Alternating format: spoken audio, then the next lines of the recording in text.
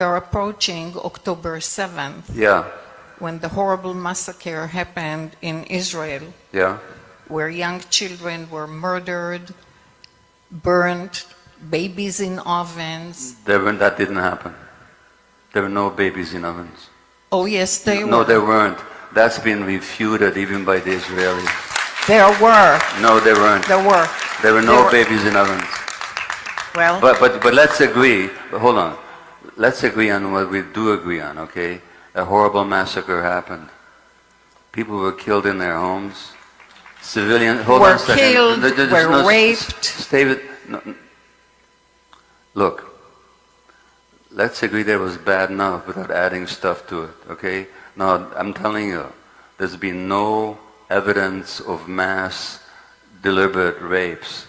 No such evidence. Oh my gosh. I'm sorry. There's no such evidence. Oh yes, of course there was. No, there isn't. There no, was I'm a sorry. woman in the United Nations that came to Israel and did the research and brought those evidence to the United Nations. I'll let you finish your question. My question is, how do I find compassion for these people? Which people? The animals that did that. The animals that did that.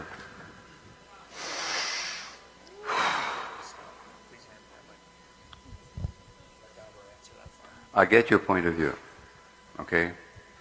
In your point of view, everything you read actually happened the way you've read it. Hold on a second. I'm telling you what I understand your point of view to is. There was mass rapes, children beheaded, put into ovens, so on. Okay, now, objectively, I'm telling you, I looked at all the evidence I could. There were horrible massacres. Let's agree on that, okay? There were hostages, including young children and elderly people, civilians that should never have been captured, that were taken into captivity. Let's agree on that, okay? On the specific issues of babies in ovens and mass rapes, you and I are not going to agree, because I looked at evidence that you haven't looked at. But hold on a second.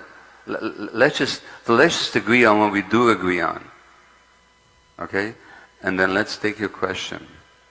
How do we have compassion for these animals? Well, I'm not going to get into a big political rant here, but I'll tell you what I think very quickly, okay? If I saw the world from the perspective that you see the world from, I would 100% agree with you. But that's not how I see the world. That's not how I see the world. Number one. Number two, I've been to Palestine. 2.5 years ago, I went there to work with Palestinian women who've been tortured in Israeli jails, which has been documented by Israeli Physicians for Human Rights, by B'Tselem, the Israeli human rights organization, by United Nations and others.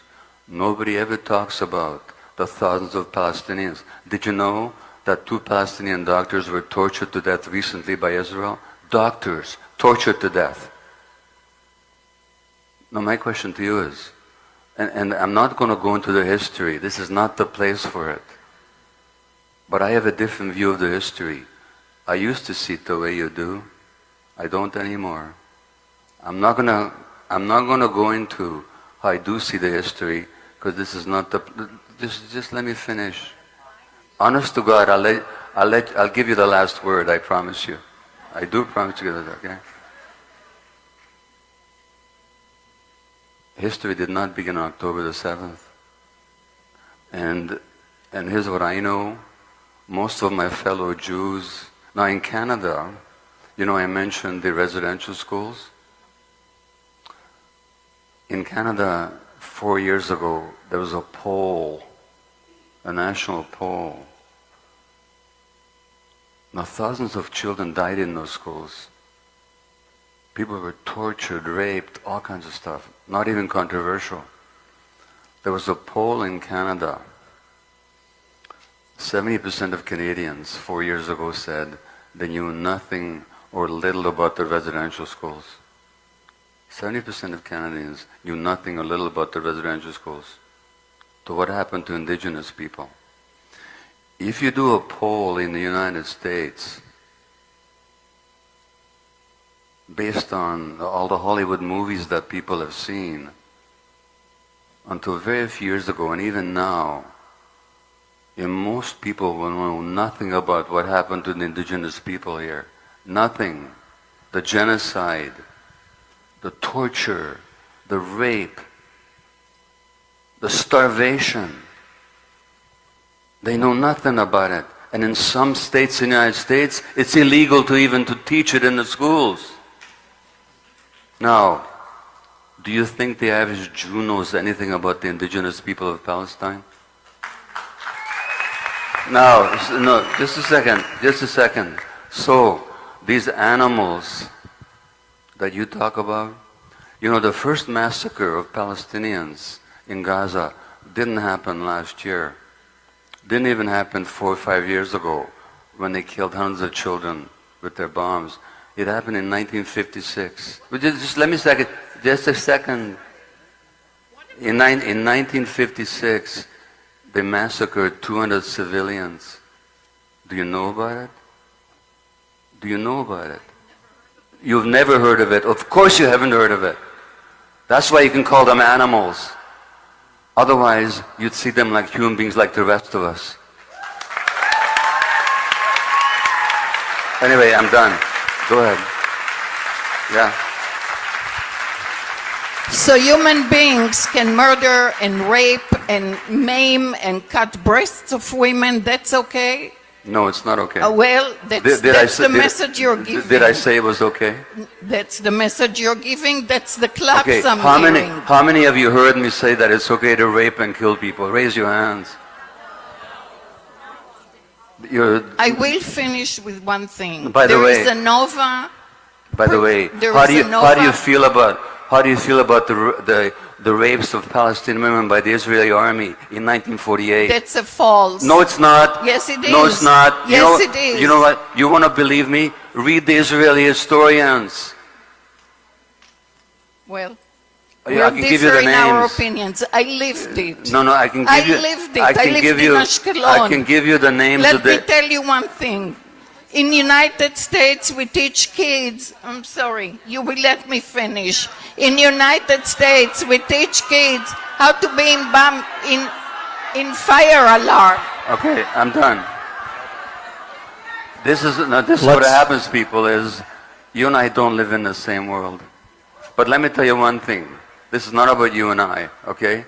There was a Jewish survivor of the Holocaust called Edith Egger. Have you ever heard of her?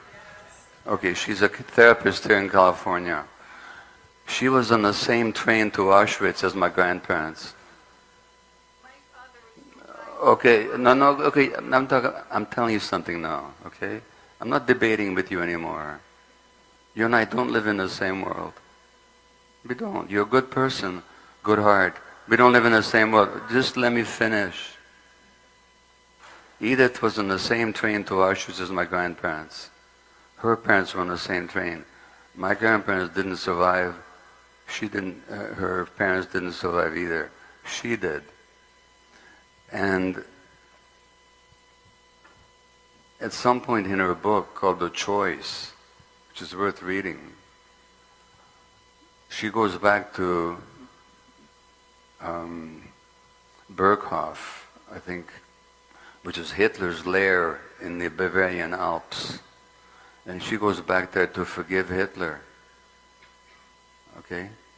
And she says, not because it's okay what Hitler did, but because I didn't want to keep him imprisoned in my heart anymore. So I'm not here to preach forgiveness, but I'm telling you, that place where we call other people animals, if you want to live there, that's your choice. I don't want to live there. I want to understand people. I want to understand what happened to them. I want to know why they behaved the way they behaved. I'm not into justifying taking civilian hostages. I said that was unjustifiable. Why you didn't hear me, I don't know. I said there were massacres that shouldn't have happened. Why you didn't hear me, I don't know. You know why you didn't hear me? Because you live in a bubble, that's why. Anyway.